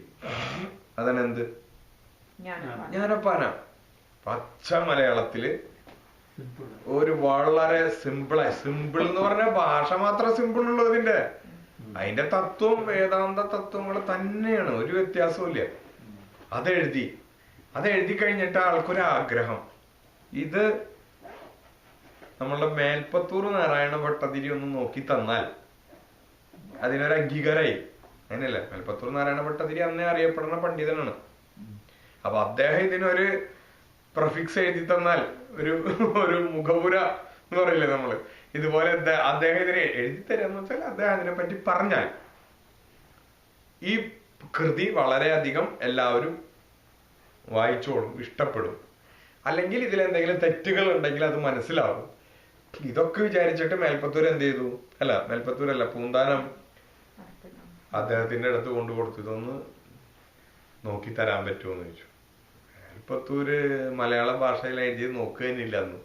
ആള് വലിയ സംസ്കൃത പണ്ഡിതനല്ലേ. അപ്പൊ അദ്ദേഹം പറഞ്ഞു, അത് പച്ചയാണെന്ന് വെച്ചാൽ എന്താ അർത്ഥം? പച്ച മലയാളം. അപ്പൊ അദ്ദേഹം ആ വള്ളത്തോളത് കവിതയിൽ പറയുന്നുണ്ട്, പച്ചയാണിതെന്നാലും ഭട്ടേരി നോക്കി തന്നേ പന്തിയാകുള്ളൂ മൂലം ഭട്ടതിരിയോ മുന്നിൽ. ആളതിങ്ങനെ വിചാരിച്ച് ഇങ്ങനെ നടന്നു വരികയായിരുന്നു. മലയാളാണ്, എങ്ങനെയാണ് ചോദിക്കുക മേൽപ്പത്തൂരിന്റെ അടുത്ത്? എന്നാലും ചോദിക്കാം എന്നൊക്കെ വിചാരിച്ച് ഇങ്ങനെ കണ്ണു തുറന്നു നോക്കിയപ്പോ ഭട്ടതിരി മുമ്പിൽ വെക്കണം. അപ്പൊ ഭട്ടതിരിയോട് ചോദിച്ചു. ഭട്ടതിരി പറഞ്ഞു, ഞാൻ മലയാളം നോക്കാറില്ല എന്ന് പറഞ്ഞ ആൾ അധികം ഗവനിക്കാതെ അങ്ങ് നടന്നുപോയി. പക്ഷെ എന്തു പറ്റി, അന്ന് രാത്രി കിടന്നുറങ്ങാൻ നിവർത്തിയില്ല. തിരിച്ചു പോയ വാതരോഗം തിരിച്ചു വന്നു. ആൾക്കൊന്ന് വേദന അങ്ങ് തുടങ്ങി, വാതരോഗം അങ്ങ് തുടങ്ങി. അപ്പൊ ആള് രണ്ടാമത് ഭഗവാനെ വിളിച്ചിങ്ങനെ, എന്താണ് ഇതിന് കാരണം? ആളെ പറഞ്ഞതൊന്നും ആൾക്ക് ഓർമ്മയില്ലല്ലോ, സാമാന്യമായിട്ട് പറഞ്ഞു പോയതല്ലേ. ഭഗവാൻ പ്രത്യക്ഷപ്പെട്ടിട്ട് ഭഗവാൻ പറഞ്ഞു എന്നാണ്, മേൽപ്പത്തൂരിന്റെ വിഭക്തിയേക്കാൾ പൂന്താനത്തിന്റെ ഭക്തിയാണ് നമുക്കിഷ്ടം. അതിന് പല അർത്ഥങ്ങളുണ്ട്. വിഭക്തി എന്ന് പറഞ്ഞാൽ ഒന്ന് രാമ രാമോ രാമാഹ എന്ന് നമ്മൾ പറയില്ലേ, രാമസ്യ കൃഷ്ണസ്യ ഗോപാലസ്യ എന്നൊക്കെ പറയണ പ്രഥമ ദ്വിതീയ ചതുർത്ഥി പഞ്ചമി ഷഷ്ടി സപ്തമി എന്ന് പറയുന്ന വിഭക്തികള്. ആ വിഭക്തി ജ്ഞാനം എന്ന് വെച്ചാൽ വ്യാകരണ ജ്ഞാനം. സംസ്കൃതത്തിലെ നിങ്ങളുടെ വ്യാകരണ ജ്ഞാനത്തിനേക്കാൾ, അതായത് നിങ്ങളുടെ പാണ്ഡിത്യത്തിനേക്കാൾ എനിക്ക് താല്പര്യം, അതായത് ഭഗവാന് താല്പര്യം പൂന്താനത്തിന്റെ ശുദ്ധമായിട്ടുള്ള ഭക്തിയാണ്. പൂന്താനത്തിന്റെ മനസ്സിലെ ശുദ്ധമായ ഭക്തിയാണ്. അദ്ദേഹം എന്ത് പറയുന്നു എന്നുള്ളതല്ല, കാരണം അത്രയും നിഷ്കളങ്കമായിട്ടുള്ള ഹൃദയത്തിൽ നിന്ന് വരുന്ന ഭക്തിയാണത്. ഒരർത്ഥം. വേറെ ഒരർത്ഥമുണ്ട്. ഭക്തി എന്ന് വെച്ചാൽ നമുക്കറിയാം ഇല്ലേ, ഭക്തി. ഭക്തിയുടെ വിപരീതമാണ് വിഭക്തി. അതായത് ഭക്തി ഇല്ലായ്മ. കൽപ്പത്തൂര് നേരത്തെ എന്ത് പാർട്ടിയായിരുന്നു? പാർട്ടിയല്ല, ഭക്തി ഉണ്ടായിരുന്നില്ല നേരത്തെ അല്ലെ. അതിൽ നിന്നാണ് അദ്ദേഹം ഇതിലേക്ക് വന്നത്. അപ്പൊ ആ വിഭക്തിയേക്കാൾ എനിക്ക് താല്പര്യം എന്താണ്? ഭക്തിയോടാണ് എനിക്ക് താല്പര്യം. അപ്പൊ നിങ്ങൾ എന്താണ് ചെയ്യേണ്ടത്? അത് പൂന്താനത്തിന് അത് ശരിയാക്കി കൊടുക്കണം. അത് അദ്ദേഹത്തിന്റെ മനസ്സിന് ദുഃഖം ഉണ്ടാക്കരുത്, അദ്ദേഹത്തിന്റെ മനസ്സിന് സന്തോഷം ഉണ്ടാവണം. അപ്പൊ പിന്നെ മേൽപ്പത്തൂർ അത് ചെയ്തു കൊടുത്തു. അതോടുകൂടി മേൽപ്പത്തൂരിന്റെ രോഗം മാറിപ്പോയിന്നും അങ്ങനെയുണ്ട് കഥകൾ. അപ്പൊ മേൽപ്പത്തൂരിന്റെ സമകാലീനരായിരുന്നു ആരൊക്കെ? പൂന്താനം, എഴുത്തച്ഛൻ അല്ലെ. അപ്പൊ ഇവരൊക്കെ ആയിട്ട് കൂടിയ കുറെ കഥകള് മേൽപ്പത്തൂരിന്റെ ജീവിതത്തില് ഉണ്ട്. കഥകളെന്നല്ല, അത് പല ആൾക്കാരും അതിനെപ്പറ്റി പറയുന്നുണ്ട്. അപ്പൊ നമ്മളെ സംബന്ധിച്ച് നമ്മളിവിടെ പഠിക്കാൻ പോകുന്നത് നാരായണീയം ആയതുകൊണ്ട് നമ്മൾ ഇത്രയും അതിനെക്കുറിച്ചൊരു ഇൻട്രൊഡക്ഷൻ എന്നുള്ള നിലയ്ക്ക് നമ്മൾ പറഞ്ഞതാണ്. എന്താണ് നാരായണീയം? നാരായണീയം എന്ന് വെച്ചാൽ ഭാഗവതത്തിന്റെ ഒരു രത്നച്ചുരുക്കം, ഒരു ചെറിയ പതിപ്പാണ്. 18,000 ശ്ലോകങ്ങളുള്ള ഭാഗവതത്തിനെ 1000 ശ്ലോകങ്ങളിലേക്ക് അദ്ദേഹം ഒതുക്കി കൊണ്ടുവരികയാണ് ചെയ്തത്. പക്ഷേ ചില കാര്യങ്ങളൊക്കെ ഭാഗവതത്തില് രാധ എന്ന് പറയുന്ന ഒരു സങ്കല്പേ ഇല്ല. അല്ല, സങ്കല്പമുണ്ട്, അങ്ങനെ ഒരു പേരേ പറഞ്ഞിട്ടില്ല ഭാഗവത ഗ്രന്ഥത്തില്. പക്ഷെ ഇദ്ദേഹം പല സ്ഥലത്തും, മേൽപ്പത്തൂര് പല സ്ഥലത്തും രാധയെ വർണ്ണിക്കുന്നുണ്ട്. അതാണ് ഭക്തിക്ക് പ്രാധാന്യം കൊടുക്കുന്നത് അല്ലെ. അതുപോലെ പല ഭഗവത്ഗീത 700 ശ്ലോകങ്ങളുള്ള ഭഗവത്ഗീതയെ ഒറ്റ ശ്ലോകം കൊണ്ട് മേൽപ്പത്തൂര് അവസാനിപ്പിച്ചു. ഒറ്റ ശ്ലോകമുള്ളൂ ഭഗവത്ഗീത. ആ തത്വം മുഴുവൻ അതില് ആറ്റിക്കുറുക്കി അതിനെന്താ പറയാ, വെണ്ണ പരുവാക്കിയിട്ട് അതിൽ വെച്ചു കൊടുത്തു. അങ്ങനെ ഒറ്റ ശ്ലോകം കൊണ്ട് ഭഗവത്ഗീത അവസാനിപ്പിച്ചു. പക്ഷെ രാസക്രീഡ എന്ന് പറഞ്ഞിട്ടുണ്ടെങ്കിൽ അദ്ദേഹം അതിലൊരു അധ്യായം തന്നെ അങ്ങനെ എഴുതി. രാസക്രീഡ, ഭഗവാന്റെ രാസക്രീഡ അല്ലേ, എന്താണ് നൃത്യം, ഭഗവാനും ഗോപികമാരും കൂടിയുള്ള നൃത്യം. അത് നല്ല ട്യൂണില് പാടാൻ തന്നെ വളരെ സുഖമാണ് നാരായണീയത്തില്. അത്രയും സുഖകരമായിട്ടുള്ള ഒരു ട്യൂണില് അതിനെ അദ്ദേഹം വർണ്ണിക്കുന്നുണ്ട്. അപ്പൊ ചില കാര്യങ്ങളൊക്കെ ഒരു ഭക്തന്റെ മനസ്സിനെ പെട്ടെന്ന് ആകർഷിക്കാൻ സാധിക്കുന്ന സംഭവങ്ങളൊക്കെ മേൽപ്പത്തൂർ എന്ത് ചെയ്തിട്ടുണ്ട്? എടുത്തു വർണ്ണിച്ചിട്ടുണ്ട്. പക്ഷെ ഒട്ടും തത്വങ്ങൾ ചോർന്നു പോകാത്ത വിധത്തില് അതിനെ പരമാവധി ചുരുക്കി തത്വങ്ങളായിട്ട് വർണ്ണിച്ചിട്ടുണ്ട്. അതാണ് നമുക്കിപ്പോ ഒരു പ്രാവശ്യം നമ്മൾ നാരായണീയം പൂർണ്ണമായിട്ട് വായിച്ച് മനസ്സിലാക്കിയാൽ ഭാഗവതം മുഴുവൻ വായിച്ച് മനസ്സിലാക്കുന്നതിന്റെ ഗുണം കിട്ടും നമുക്ക്. അതാണ് നാരായണീയത്തിനുള്ള ഒരു പ്രത്യേകത. അപ്പൊ നമ്മൾ ഇന്ന് എന്തായാലും ഇത്രയും സമയം നമ്മൾ അതിനെ പറ്റിയും അതിന്റെ കഥകളെ പറ്റിയൊക്കെ നമ്മൾ പറഞ്ഞു. എന്നാൽ നമുക്ക് ആദ്യത്തെ ശ്ലോകം എങ്ങനെ ഇന്ന് നമുക്ക് നോക്കണം. നമുക്ക് അടുത്ത ക്ലാസ്സിൽ തൊട്ട് നമുക്ക് തീരുമാനിക്കാം എത്ര ശ്ലോകങ്ങൾ നമുക്ക് എടുക്കാൻ പറ്റും. അത് നമുക്ക് നേരത്തെ അയച്ചു തരാനായിട്ട് നമ്മൾ പരിശ്രമിക്കാം, അല്ലെ? നമുക്ക് അത് നേരത്തെ അയച്ചു കൊടുക്കാം. അപ്പൊ ഇന്ന് നമ്മൾ നോക്കുന്ന ഏറ്റവും ആദ്യത്തെ ശ്ലോകമാണ്. അതിൽ ഇത്രയും ഇൻട്രൊഡക്ഷൻ മതി എന്ന് ഞാൻ വിചാരിക്കുന്നു. ഇനി എന്തെങ്കിലും ഉണ്ടെങ്കിൽ നമുക്ക് വഴിയെ ഓരോ ശ്ലോകത്തിന്റെ അർത്ഥം പറയുന്ന സമയത്ത് നമുക്ക് നോക്കാം.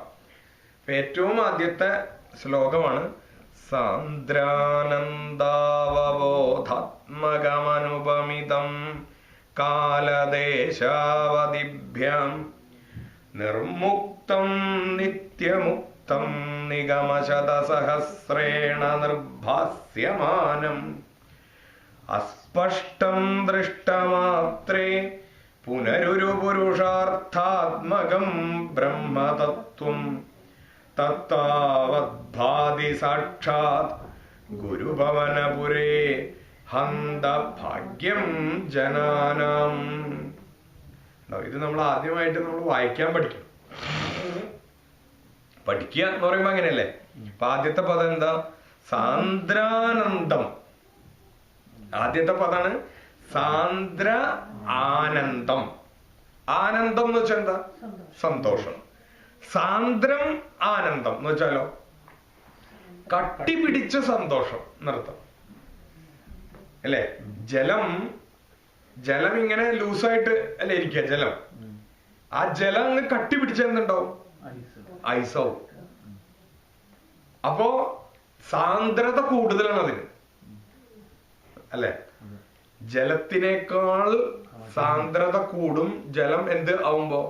കട്ടി പിടിക്കും. അതായത് കോശങ്ങൾ മുഴുവൻ അടുത്തടുത്ത് വന്നിട്ട് അങ്ങ് കട്ടി പിടിക്കാന്ന് വെച്ചാൽ അതിൽ കണ്ടമാനം വസ്തു ഉണ്ടാവും എന്നർത്ഥം കട്ടി പിടിച്ചു കഴിയുമ്പോ.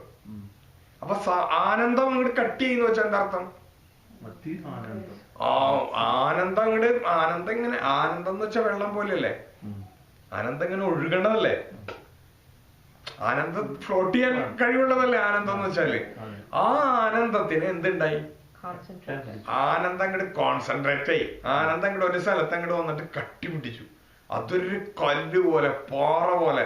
അതായത് അതിനുള്ളിൽ എല്ലാ കോശങ്ങളും കൂടി വന്നിട്ട് ഈ പ്രപഞ്ചത്തിലുള്ള ആനന്ദത്തിന്റെ എല്ലാ കോശങ്ങളും കൂടി വന്നിട്ട് ഒരു സ്ഥലത്ത് അങ്ങോട്ട് വന്നിട്ട് എന്തായി?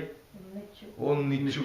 എവിടെയാണ്? ഭഗവാന്റെ വിഗ്രഹത്തിനെ പറ്റി പറയണത്, കൃഷ്ണനെ പറ്റി വർണ്ണിക്കാണ്. സാന്ദ്ര ആനന്ദം. നിങ്ങൾ ഒരു വാക്കിന്റെ അർത്ഥം മനസ്സിലാക്കണം കേട്ടോ. അപ്പോഴേ നമുക്ക് ആ ശ്ലോകം പഠിച്ചതായിട്ട് പറയാൻ പറ്റുള്ളൂ. അപ്പൊ ആനന്ദം സാന്ദ്രമായത്, അവബോധാത്മകം. ബോധം, നമ്മളുടെ ബോധം, ബോധമനസ്സും അബോധമനസ്സും എന്നറിയാം നമുക്ക്, അല്ലേ? നമ്മള് അധികം കാര്യങ്ങൾ നമ്മൾ സാധിക്കുക എങ്ങനെയാ? അബോധ മനസ്സിലാണ്. നമ്മളുടെ അബോധ മനസ്സിലാണ് പ്രബോധനങ്ങൾ ഉണ്ടാവേണ്ടത്. കേട്ടിട്ടുണ്ടോ? അബോധ പ്രബോധനം എന്ന് കേട്ടിട്ടുണ്ടോ? അബോധ പ്രബോധനം എന്ന് വെച്ചാൽ എന്താ? നമ്മളെ അബോധ മനസ്സിലുള്ള കാര്യങ്ങളാണ് നമ്മൾ ചെയ്യുക, അല്ലെ? ബോധ മനസ്സിൽ ഒരുപാട് കാര്യങ്ങൾ വരും, അത് അതുപോലെ തന്നെ പോവുകയും ചെയ്യും. പക്ഷെ നമ്മളുടെ ഉള്ളില്, നമ്മളുടെ അബോധ മനസ്സില് ഉള്ള നമ്മളുടെ എന്തെങ്കിലും കാര്യം അത് നമ്മൾ അറിയുക പോലും ഇല്ല, അറിയാതെ കണ്ട് എന്താവും? അത് നടക്കും. അപ്പൊ അങ്ങനെയുള്ള സാന്ദ്ര ആനന്ദ അവബോധാത്മകം. പിന്നെന്താ മൂന്നാമത്തെ വിശേഷണം നോക്കൂ? അനുപമിതം. ഒക്കെ സരളമാണ്, നമുക്ക് എല്ലാവർക്കും അറിയാവുന്ന വാക്കാണ്. ഉപമ. ഉപമ എന്ന് വെച്ചാൽ എന്താ? മറ്റൊന്നിനോട് സാദൃശ്യം, അല്ലെ? ഒന്നിനോടൊന്ന് സാദൃശ്യം ചൊന്നാൽ ഉപമയാമത്. അപ്പൊ മന്നവേന്ദ്ര വിളങ്ങുന്നു ചന്ദ്രനെ പോലെ നിൻമുഖം എന്ന്. അപ്പൊ ചന്ദ്രനോട് ഉപമിക്കുകയാണ്. ആരുടെ? രാജാവിന്റെ മുഖം. രാജാവിന്റെ മുഖത്തിന് അത്രയും സൗന്ദര്യമുണ്ട്, ചന്ദ്രന്റെ മുഖം പോലെ. ഇവിടെയോ അനുപമിതം. ഇതിനെ ഒന്നിനോട് ഉപമിക്കാൻ പറ്റില്ല. എന്തിനെ പറയാൻ പോകുന്നതിന്. അപ്പൊ ഉപമിക്കാൻ പറ്റില്ല. പിന്നെയോ കാലദേശ അവധിഭ്യം. കാലം ദേശം രണ്ട് കാര്യങ്ങൾ നമ്മളെ അളക്കുന്നത്. നമ്മൾ അങ്ങനെയാണ് അല്ലെ? നമ്മളിപ്പോ ഈ കാലത്തിലാണ് നമ്മളുള്ളത്, ഈ ദേശത്തിലാണ് നമ്മളുള്ളത്. ഈ കാലത്തിൽ എന്ന് വെച്ചാൽ ഇത്ര വയസ്സ് തൊട്ട് ഇത്ര വയസ്സ് വരെ, അല്ലെ കലികാലത്തിൽ, എങ്ങനെ വേണമെങ്കിലും കാലത്തിനെ പറ്റി പറയാം നമുക്ക്. പക്ഷെ ഭഗവാൻ എങ്ങനെയാ? കാലത്തിനും ദേശത്തിനും അവധിയാണ്. അവധി എന്ന് വെച്ചാൽ രണ്ടിനും അതീതനാണ്, രണ്ടിനും ബാധകല്ല. ഭഗവാൻ കാലത്തിനും ബാധകല്ല, ദേശത്തിനും ബാധകല്ല. അപ്പൊ അത് രണ്ടുമായി. അപ്പൊ സാന്ദ്രാനന്ദാവബോധാത്മകം അനുപമിതം കാല ദേശാവധിഭ്യാം. പിന്നെയോ നിർമുക്തം, എല്ലാത്തിൽ നിന്നും മുക്തമാണ് സാധനം. മുക്തം എന്ന് പറഞ്ഞാൽ എന്താ അർത്ഥം? ഫ്രീ, എല്ലാത്തിൽ നിന്നും ഫ്രീ ആണ്. ഒന്നിനാലും ബന്ധിക്കപ്പെട്ടതല്ല. നമ്മളൊക്കെ പലതിനാലും ബന്ധിക്കപ്പെട്ടതല്ലേ? ഇതൊന്നിനാലും ബന്ധിക്കപ്പെട്ടതല്ല. ഒരു സ്ഥലത്തും ബന്ധമില്ല അതിന്. നിർമുക്തം. ഇനി നിർമുക്താണെന്ന് മാത്രല്ല, നിത്യമുക്തം. ഇപ്പൊ ബന്ധമില്ല എന്നല്ല, ഒരിക്കലും ബന്ധം ഉണ്ടാവില്ല അല്ലെ? നമുക്കൊക്കെ ചില സമയത്തൊക്കെ നമുക്ക് ബന്ധമില്ലാതിരിക്കാം. പക്ഷെ നമുക്ക് എന്താ പ്രോബ്ലം? നിത്യമുക്തരല്ല നമ്മളാരും. ചില സമയത്ത് നമ്മൾ അങ്ങനെയല്ലേ, ബന്ധങ്ങളിൽ നിന്നൊക്കെ മുക്തനായിട്ട് നമ്മൾ ഇരിക്കും. പക്ഷെ കുറച്ച് കഴിയുമ്പോഴേക്കും എന്താവും? ബന്ധം വരും. പക്ഷെ ഭഗവാൻ അങ്ങനെയല്ല, നിർമുക്തനാണ്, നിത്യമുക്തനാണ്. നിഗമശതസഹസ്രേണ നിർഭാസ്യമാനം. നിഗമം എന്ന് വെച്ചാൽ എന്താ അർത്ഥം? വേദങ്ങള്, ഉപനിഷത്തുക്കള്. അങ്ങനെയുള്ള സഹസ്രേണ, ആയിരക്കണക്കിന്, അല്ലെ ശതസഹസ്രേണ, നൂറുകണക്കിന്, ആയിരക്കണക്കിന് വേദങ്ങളെ കൊണ്ടും ഉപനിഷത്തുക്കളെ കൊണ്ടും പുരാണങ്ങളെ കൊണ്ടും ആഗമങ്ങളെ കൊണ്ടും ഇങ്ങനെയുള്ള ശാസ്ത്രങ്ങളെ കൊണ്ടൊക്കെ എന്തായി? നിഗമശത സഹസ്രേണ നിർഭാസ്യം. ഭാസ്യം എന്ന് വെച്ചാൽ എന്താ? പ്രകാശിച്ചത്. അപ്പൊ എങ്ങനെയാണ് ഭഗവാനെ പ്രകാശിപ്പിച്ചത്? എങ്ങനെയാണ് ഭഗവാനെ നമ്മൾ അറിഞ്ഞത്? പ്രകാശിക്കാന്ന് വെച്ചാൽ ഭയങ്കര ഡെപ്താണ് കേട്ടോ. ഓരോ വാക്കും നമ്മൾ അതിന്റെ ഉള്ളിലേക്ക് ഇറങ്ങി നോക്കണം. ഭഗവാനെ പ്രകാശിപ്പിക്കാന്ന് വെച്ചാൽ എങ്ങനെയാ? ഭഗവാനെ കുറിച്ച് പറഞ്ഞത് അല്ലെ? മനസ്സിലായോ? ഭഗവാനെ പ്രകാശിപ്പിക്കുക.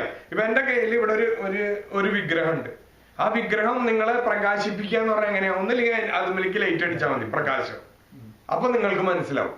അല്ലെങ്കിലോ അതിനെപ്പറ്റി ഞാൻ പറയണം അല്ലെ? അല്ലെങ്കിലോ അതിനെപ്പറ്റി എഴുതണം. എല്ലാത്തിനും സംസ്കൃതത്തിൽ പ്രകാശിപ്പിക്കാന്ന് പറയും. മനസ്സിലായോ? അപ്പൊ നിർഭാസ്യം മാനം എന്ത്? ആയിരക്കണക്കിന് നിഗമങ്ങളെ കൊണ്ട്, അതായത് ശാസ്ത്രങ്ങളെ കൊണ്ട് ഭഗവാനെ പറ്റി പ്രകാശിപ്പിച്ചതാണ് ആ വസ്തു. ഏത് വസ്തു? ആ വസ്തു എങ്ങനെയുള്ളതാ? അസ്പഷ്ടം. ഇത്രയൊക്കെ പറഞ്ഞിട്ടും, ഇത്രയൊക്കെ ഗ്രന്ഥങ്ങളെ കൊണ്ട് വിശദീകരിച്ചിട്ടും, ഇത്രയുമൊക്കെ വ്യാഖ്യാനിക്കാൻ ശ്രമിച്ചിട്ടും ആ വസ്തു അസ്പഷ്ടമാണ്. അത് നിങ്ങൾക്ക് സ്പഷ്ടം അല്ല, ആകില്ല. എന്താ? എന്നാലും നമുക്ക് വിഷമിക്കേണ്ട ആവശ്യമില്ല.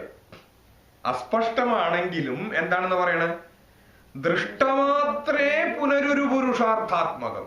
ദൃഷ്ടമാത്രേ എന്ന് വെച്ചാൽ കണ്ട ഉടനെ, ദൃഷ്ടമാത്രേ, ആ ക്ഷണത്തില് ഒന്നൊരു ഇടിമിന്നല് പോലെ കണ്ടേ ഉള്ളൂ അല്ലെ? ഇടിമിന്നൽ അങ്ങനെയല്ലേ? എന്റെ പ്രകാശം നമ്മളൊന്ന് കണ്ടേ ഉള്ളൂ, മതി.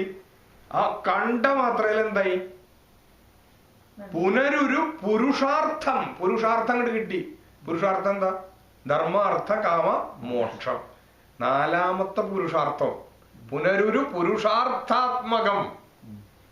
അങ്ങനെയുള്ള ബ്രഹ്മതത്വം, അങ്ങനെയുള്ള എന്താണത്?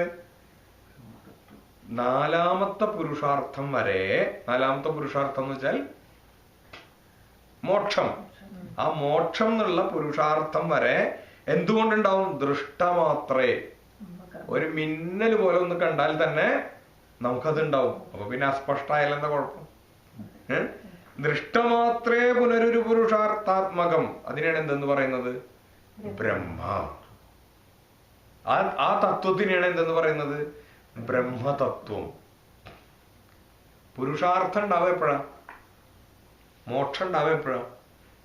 ബ്രഹ്മതത്വം നമുക്ക് മനസ്സിലാവുന്ന സമയത്ത് അല്ലെ? അപ്പൊ ബ്രഹ്മതത്വം തന്നെയാണ് എന്ത്? മോക്ഷം. ഈ മോക്ഷം തന്നെയാണ് എന്ത്? നമ്മളിതിൽ കണ്ടത് അല്ലെ? നമ്മളൊരു അസ്പഷ്ടമായിട്ട് ഒരു പ്രകാശത്തിൽ നമ്മൾ കണ്ട രൂപം ഉണ്ടല്ലോ, അതാ രൂപം എന്താണ്? അത് തന്നെയാണ് ബ്രഹ്മം, അത് തന്നെയാണ് ബ്രഹ്മതത്വം, അത് തന്നെയാണ് എന്ത്? മോക്ഷം എന്ന് പറയണത്. അത് മോക്ഷം എന്ന് വെച്ചാൽ അറിവ് എന്നാണ് അർത്ഥം, ജ്ഞാനം. ആ ഒരൊറ്റ ദർശനം കൊണ്ട് എന്തുണ്ടായി? ഞാൻ പറയട്ടെ, ഇവിടെ ഇങ്ങനെ കുറെ വസ്തുക്കളുണ്ട്, ഇവിടെ ഒരു പ്രകാശവും ഇല്ല. ഒരു ലൈറ്റ്, ഒരു പ്രകാശം അങ്ങോട്ട് വന്നു, ആ പ്രകാശം പോയി. ആ പ്രകാശം വന്ന സമയത്ത് നിങ്ങൾ എന്തുണ്ടായി? എല്ലാ വസ്തുക്കളും നമ്മൾ കണ്ടു ഇല്ലേ? ഈ വസ്തുക്കളെ മുഴുവൻ ഒറ്റ പ്രകാശം കൊണ്ട് നമുക്ക് എന്തുണ്ടായി? കാണാൻ സാധിച്ചു. പക്ഷെ എന്തായിരുന്നു അത്? അസ്പഷ്ടായി പോയി. അതും കൂടി അവിടെ പറഞ്ഞിട്ടുണ്ട്, അസ്പഷ്ടം. പക്ഷേ ആ ഒറ്റ പ്രകാശം കൊണ്ട് തന്നെ എനിക്ക് എല്ലാം കാണാൻ സാധിച്ചു. അപ്പൊ എന്താ ഗുണം അതിന്റെ? ഇനി കാണാനുള്ള ആഗ്രഹം, ഇനി കാണാനുള്ള ഒരു പ്രേരണ. ഇല്ല എന്നുള്ള വിശ്വാസമില്ല, ഞാൻ കണ്ടു. മനസ്സിലായോ? ഞാൻ കണ്ടു, എനിക്ക് മനസ്സിലായി, ഞാൻ എന്റെ നേത്രങ്ങൾ കൊണ്ട് കണ്ടതാണ്. പിന്നെ എനിക്ക് എന്നോട് വേറെ ആരെങ്കിലും എന്തിനാ പറയണേ? വേറൊരാളെ ഇനി എനിക്ക് അതൊന്നും പഠിപ്പിച്ചു തരേണ്ട ആവശ്യമില്ല, അതിനെപ്പറ്റി പറയേണ്ട ആവശ്യമില്ല, അതിനെപ്പറ്റി ഒന്നും ചെയ്യേണ്ട ആവശ്യമില്ല. അങ്ങനെയാണ് ഗുരുവായൂർ പോയി ഒറ്റ പ്രാവശ്യം തൊഴുതാൽ എന്നർത്ഥം. ഗുരുവായൂർ ക്ഷേത്രത്തിൽ പോയിട്ട് അവിടെ നിന്നിട്ട് ആ വിഗ്രഹത്തിനെ ഒരൊറ്റ പ്രാവശ്യം നിങ്ങളൊക്കെ കാണാനുള്ള ഭാഗ്യം ഉണ്ടായാൽ, കാണാൻ ഭാഗ്യം ഉണ്ടാവണം. വിഗ്രഹം അവിടെ ഉണ്ട്, കണ്ണ് ഇവിടെ ഉണ്ടായിട്ട് കാര്യമില്ല, കാണണം, കാണണ്ട പോലെ കാണണം അല്ലെ? അങ്ങനെ ഒരൊറ്റ പ്രാവശ്യം കണ്ടു കഴിഞ്ഞാൽ എന്തായി? മോക്ഷമായി. അതുകൊണ്ട് നിങ്ങൾക്ക് ബ്രഹ്മജ്ഞാനം കിട്ടി, മോക്ഷം കിട്ടി. നോക്കൂ, അസ്പഷ്ടം ദൃഷ്ടമാത്രേ പുനരൊരു പുരുഷാർത്ഥാത്മകം ബ്രഹ്മതത്വം തത്ത തത് തത് തത് അത് തത് താവത് ഭാതി. അത് എന്ന് പറയുക വിഗ്രഹേ അവിടെ ഇരിക്കണ തത് താവത് ഭാതി. ഭാതി എന്ന് പറഞ്ഞ പ്രകാശിക്കുക, അങ്ങനെ അങ്ങോട്ട് തെളിഞ്ഞു വരികയാണ്. ഓ, സാക്ഷാത് ഗുരുഭവനപുരേ അല്ല, ഒരു ഹോ എന്ന് നമ്മൾ അറിയാണ്ട് വന്നു പോകും അതിനിടയ്ക്ക്.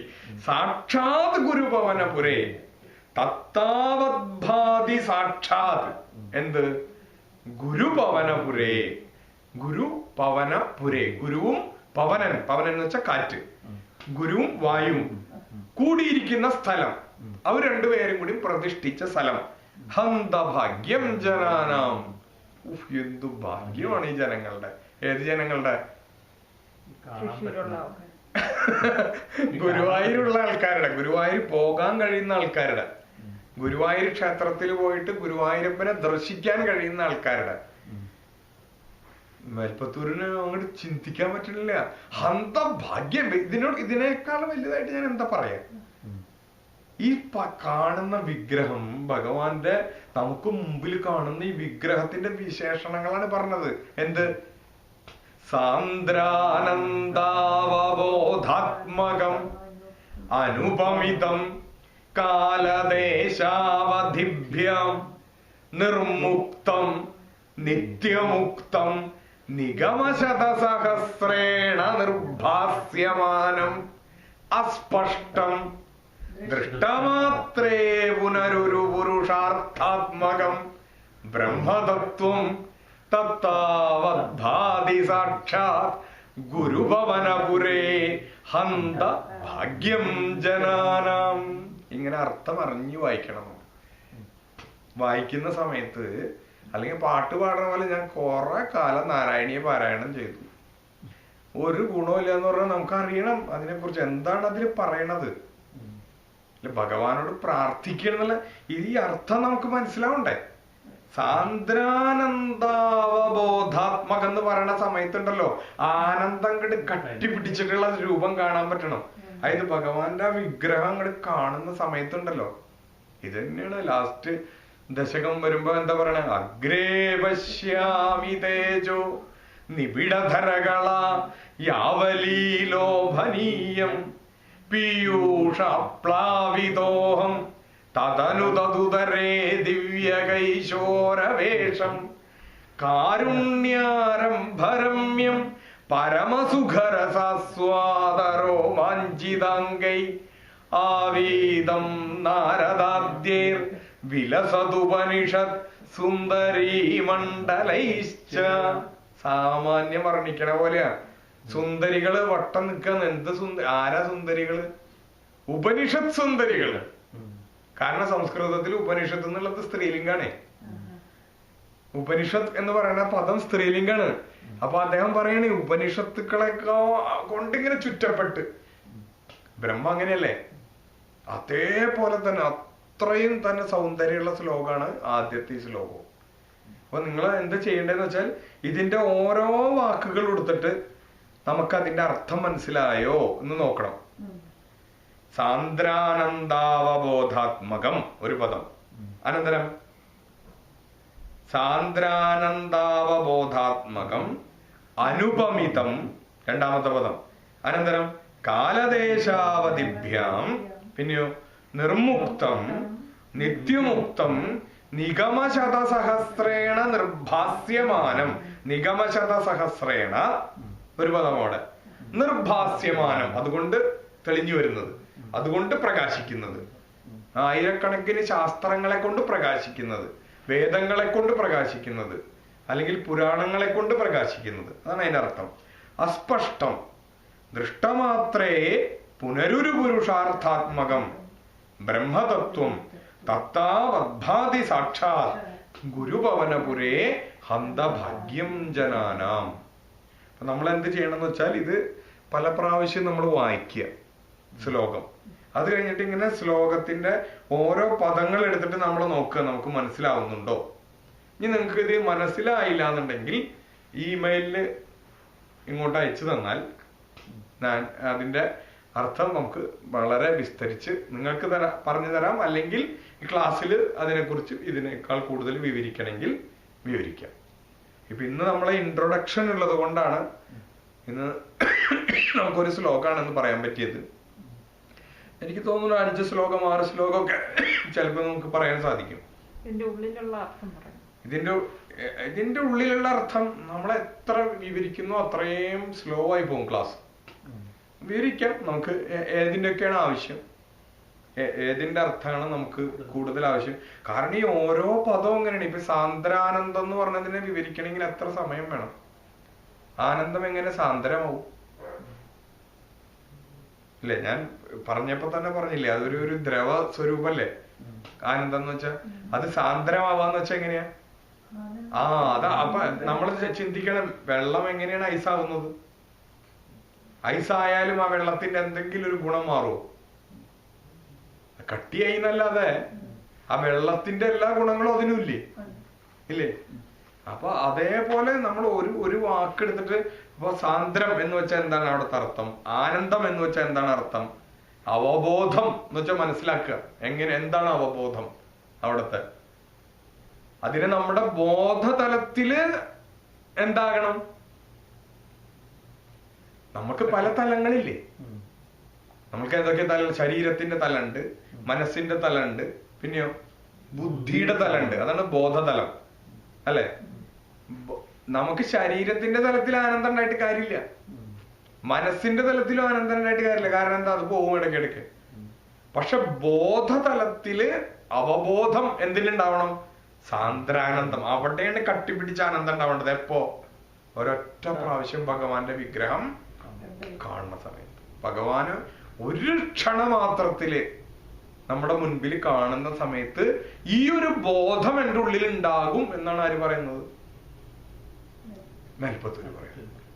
അത്രയും ശക്തി ഉണ്ട് ആ ദർശനത്തിന്. അപ്പൊ അത് കാണുന്നത് എങ്ങനെ കാണണം?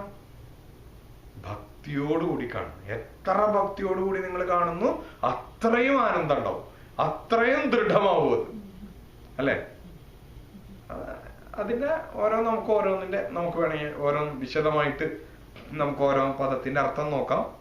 ഇന്നിപ്പോ 1 മണിക്കൂറായി. അപ്പൊ നമ്മൾ ഇന്ന് ഇൻട്രൊഡക്ഷൻ ആണ് പ്രധാനമായിട്ട് നമ്മൾ ഉദ്ദേശിച്ചത്. അപ്പൊ ഈ ശ്ലോകവും ഇതിന്റെ അർത്ഥവും ഇനി അടുത്ത ഓരോ ശ്ലോകങ്ങളായിട്ടുള്ള നമുക്ക് എല്ലാ വ്യാഴാഴ്ചയും ഈ 8:30 മണി മുതൽ 9:30 വരെയുള്ള 1 മണിക്കൂർ നോക്കാം. അല്ലെ? ഇതല്ലേ സമയം? എല്ലാവരും കൂടി ചേർന്നിട്ട് നമുക്കത് തീരുമാനിക്കാം. ശരി, അപ്പൊ ഇന്ന് നമുക്ക് ഇവിടെ ക്ലാസ് നമുക്കിപ്പോ സമാപിപ്പിക്കാം. ഓം സഹനാ ഭവതു സഹനൗ ഭുനക്തു സഹ വീര്യം കരവാവഹൈ തേജസ്വിനാവതീതമസ്തു മാ വിദ്യുഷാവഹൈ. ഓം ശാന്തി ശാന്തി